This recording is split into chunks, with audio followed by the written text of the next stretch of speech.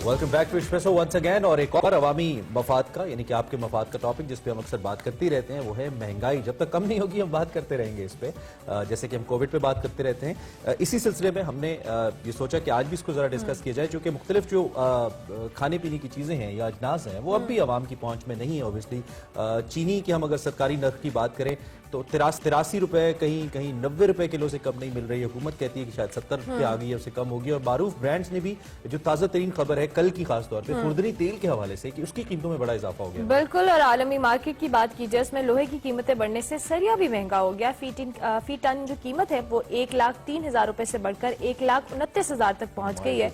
और जनवरी के पहले हफ्ते में महंगाई की शरह 15.80% पर आ गई, जिसमें 0.06% जो इजाफा हुआ है। जबकि हफ्ते की बात की जाए तो 22 जरूरत जो उसकी कीमतें हैं, जरूरतें जो रोजमर्रा बिल्कुल उनकी कीमतों में 6% कमी हुई है। चीनी, दालें, खाने पकाने का तेल हो, जब वो भी सब महंगा हो चुका है। जबकि मुर्गी, अंडे, टमाटर, ये बेसिक नेसेसिटी जिनकी हम बात करते हैं, ये सब कुछ ना कुछ इनमें कमी तो वाकई हुई है, लेकिन ओवरऑल जो महंगाई का एलिमेंट है वो अभी तक उसी तरह से मौजूद है। लेकिन 15% पे इन्फ्लेशन पहुंच गई। ये तो डबल डिजिट में नहीं जाने देती लिमिट से होती है, और उसको 15% पे पहुंचा दिया मौजूदा हुकूमत ने। ना अहली है, नाकामी है। इसी पे बात करते हैं। हमारे साथ शमसुल इस्लाम खान साहब मौजूद हैं, जो कि नायब सदर कराची चेंबर्स ऑफ कॉमर्स भी हैं, और उसके साथ साथ कमोडिटी एक्सपर्ट के तौर पे तो आप इनको जानती हैं, हमारे शोज के अंदर आते हैं। इनसे जरा पूछते हैं कि ये सारी सूरत हाल का अहाता कैसे करें।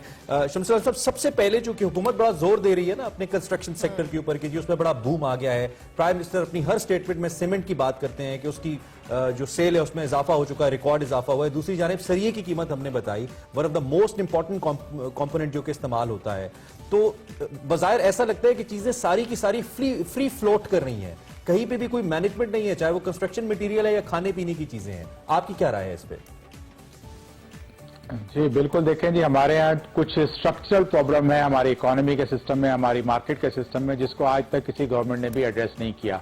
हमारा अदारा शुमारियात जो है वो आपको फिगर्स को कोट कर रहा होता है, डेटा मॉनिटर कर रहा होता है, बल्कि उसने भी एक कमाल होशियारी दिखाई है कि इस दफा उसने जो बेस लाइन है वो 2015-16 से शुरू कर दिया, हालांकि पहले 2005-6 की बेस लाइन थी, ताकि इन्फ्लेशन के फिगर्स आवाम के सामने कम आ सके। और उसमें जो बास्केट होती है, फूड बास्केट, उसके अंदर भी बहुत से आइटम कम कर दिए गए हैं। अगर आप देखें कि खाना जो है, चावल का आइटम है, उसके अंदर आपको साबुत चावल जो 200 रुपए से लेकर 200-250 रुपए किलो तक चावल मिल रहा होता है, जबकि उन्होंने सिर्फ उसके अंदर ब्रोकन राइस को शामिल किया है। तो वो आइटम्स जो आपके डेली रूटीन में इस्तेमाल होते हैं उनको भी, उसके अंदर भी फजिंग की गई है।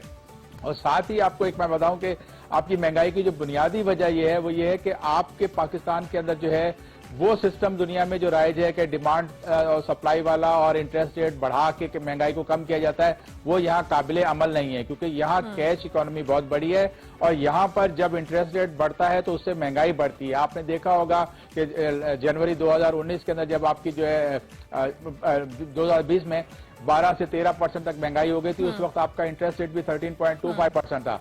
इंटरेस्ट रेट को कम करने से पाकिस्तान में, क्योंकि सप्लाई साइड इसके अंदर ज्यादा रोल प्ले कर रही है यहाँ पर, तो उससे कम करने से महंगाई कम होती है। शुगर के ऊपर इंडस्ट्री में बहुत सारी बात की, आपने कोट किया शुगर की प्राइस को, उसमें भी आपकी मॉनिटरिंग तो है, आपका डेटा आ रहा है सामने, लेकिन उस सिस्टम के अंदर जो पॉलिसी होती है जिससे जो स्टेक होल्डर्स हैं जो वो तमाम आपस में compete कर सकें, वो नहीं है। और अननेसेसरी प्रोटेक्शन जो है शुगर इंडस्ट्री को मिलती है, जिसकी वजह से वो प्राइसेस को मैनिपुलेट करते हैं। और उसके बाद एक और, शुगर इंडस्ट्री तो बदनाम है ही, लेकिन असल जो नास्टी रोल प्ले करते हैं वो है होल्डर और साथ में सट्टेबाज। आपके पाकिस्तान में कमोडिटी एक्सचेंज कोई नहीं है, लेकिन यहाँ पर एक पैरेलल कमोडिटी एक्सचेंज चलाया जाता है, जो न सिर्फ चीनी का बल्कि खाने पीने के तेल का जो है उसमें भी सट्टा होता है, यान में सट्टा होता है, और आपके जो है बहुत सारी जो है अनाज, खल, इसके अंदर सट्टा किया जाता है। तो ये टोटली इलीगल एक्टिविटी है। आपने मिडिलमैन की बात की कि ये सारे जो मामलात होते हैं उस वजह से भी सफर करता है एक सारिफ, लेकिन बेसिकली अगर हम बात करें, अब गवर्नमेंट ओवरऑल स्ट्रैटेजी बनाने में अभी तक हमें उस तरह से 2.5 साल में कामयाब नजर नहीं आई कि जो बेसिक नेसेसिटीज है, जो आम आदमी की जरूरत है, उनको कम किया जाए। मुआशी शारिये बेहतर हो रहे हैं, इकोनॉमी बेहतर हो रही है, public doesn't care about it. उनको ये फिक्र है कि उनकी जो बेसिक नेसेसिटीज है वो सस्ती मिले। क्या माफियाज इतने स्ट्रांग हैं कि आम आदमी तक जो कह लें उसको वो तमाम फैसिलिटीज या जरूरत जिंदगी जो है उसको बेहतर अंदाज में नहीं मिल रहे, और ये अभी तक उसी तरह से महंगाई को कंट्रोल करने में गवर्नमेंट नाकाम है?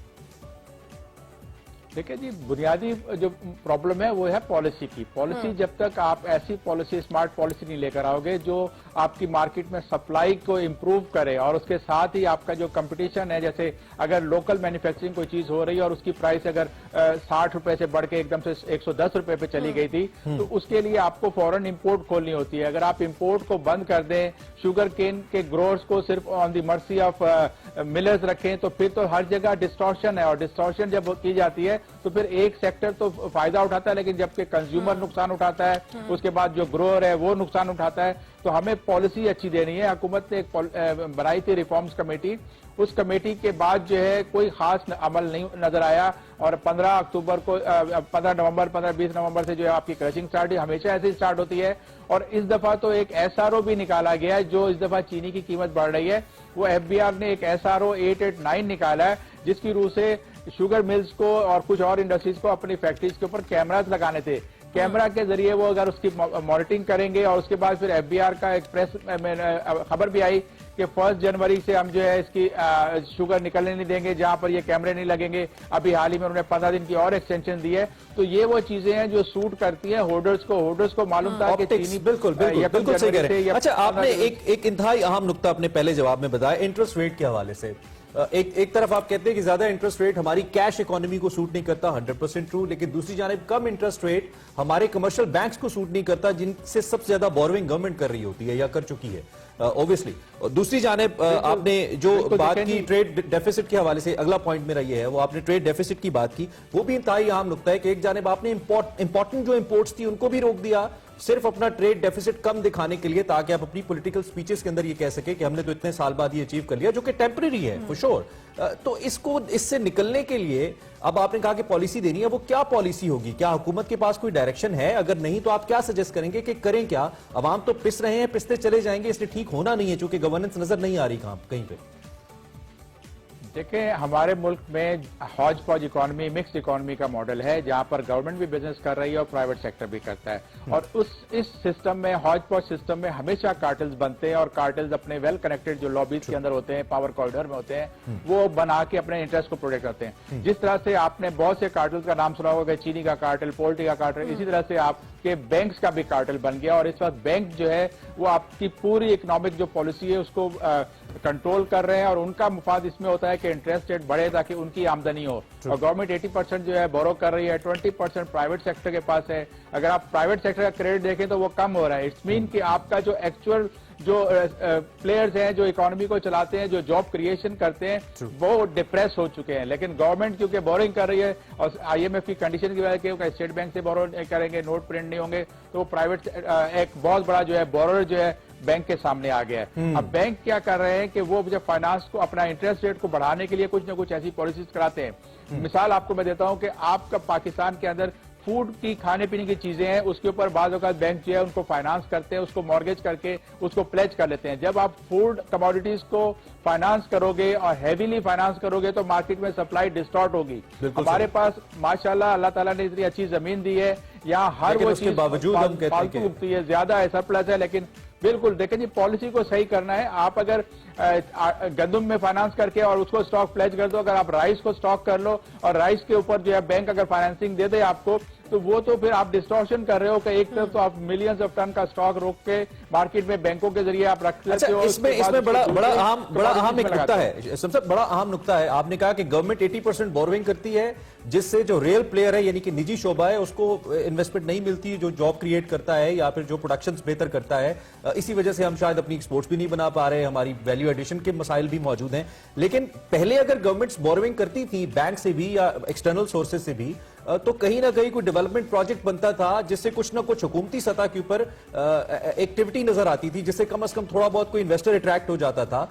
अब तो गवर्नमेंट बोरोइंग भी कर रही है। क्या ये सब कुछ हमारी डेट सर्विसिंग के अंदर जा रहा है? सारे कर्जे लेके कर्जे दिए ही जा रहे हैं, कुछ नया भी तो नहीं बन रहा, हुकूमत कुछ नया भी तो नहीं करे, तो हो क्या रहा है? ये पैसा जा कहां रहा है आपके ख्याल में?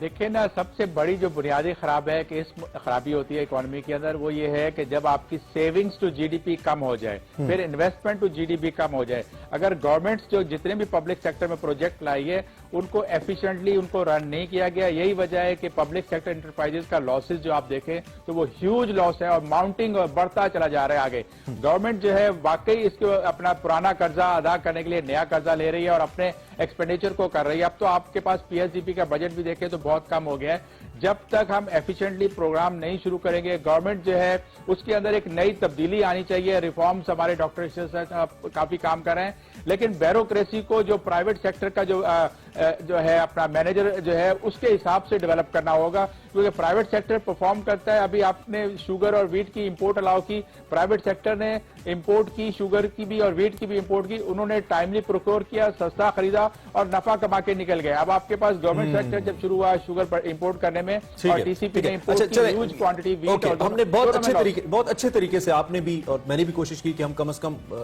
इसको हाईलाइट जरूर करें कि मसाइल हैं कहां पे। सोल्यूशन की तरफ आ जाते हैं। आज से भी अगर हुकूमत शुरू करे, 2.25 साल का तकरीबन अरसा और 2.5 साल का मौजूद है हुकूमत के पास, इकोनॉमी के लिए काफी नहीं होता, लेकिन गवर्नेंस में सिग्निफिकेंट इंप्रूवमेंट लाई जा सकती है। पाकिस्तान एक ज़रई मुल्क है, इसको इस मामले में बेहतर करने के लिए ज्यादा एफर्ट नहीं चाहिए। अगर आप आज से काम शुरू करें, कौन से ऐसे इक़दाम हैं जो आप बीइंग अ बिजनेसमैन और बीइंग एन एक्सपर्ट आप सजेस्ट करते हैं हुकूमत के लिए कि आज से करें तो साल 6 महीने में सूरत हाल बेहतर हो जाएगी?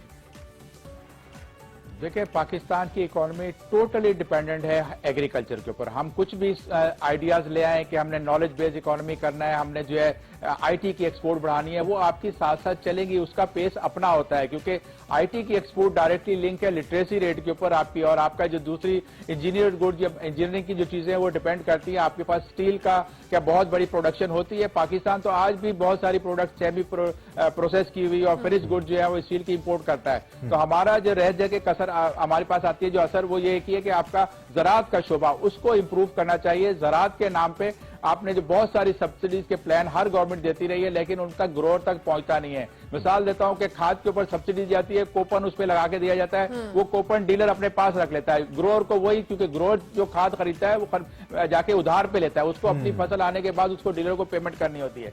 आपके पास 4 क्रॉप की पूरी इकोनॉमी है, आपकी 2 क्रॉप उसके अंदर ना एक्सपोर्ट में रोल प्ले करती है, जिसमें आपका वीट और आपका शुगर केन, बाकी आपके पास बचती है राइस और कॉटन आप अब इंपोर्ट कर रहे हो। तो आपको नई क्रॉप्स की तरफ लाना होगा, हाई वैल्यू एडेड की क्रॉप की लाना पड़ेगा। पाकिस्तान का जो नॉर्दर्न एरिया है लेस फॉर ग्रोइंग वॉलनट और आपका बहुत सारे आपके ड्राई फ्रूट्स आ सकते हैं। आज पाकिस्तान 10 मिलियन से ज्यादा की इंपोर्ट सिर्फ नवंबर के अंदर ड्राई फ्रूट की हुई है। तो ये सारी एग्रीकल्चर के अंदर ये कि पाकिस्तान को वो चीजें जिनको एक्सपोर्ट करके इकोनॉमी चलानी थी, पाकिस्तान उनको भी इंपोर्ट कर रहा है। That is so unfortunate. और मजे की बात इसमें, अफसोसनाक बात इनफैक्ट ये है कि कोई पॉलिसी है भी नहीं कि इसको ठीक कैसे करेंगे। जोर सिर्फ इस वक्त अपोजिशन के ऊपर है और एहतसाब के ऊपर है, महंगाई के ऊपर नहीं है। इसी नोट पर हमें एक ब्रेक लेनी है। ब्रेक के बाद हाजिर होंगे। एक्सप्रेसो में बहुत कुछ आप मिस नहीं करना चाहेंगे, so stay tuned to espresso.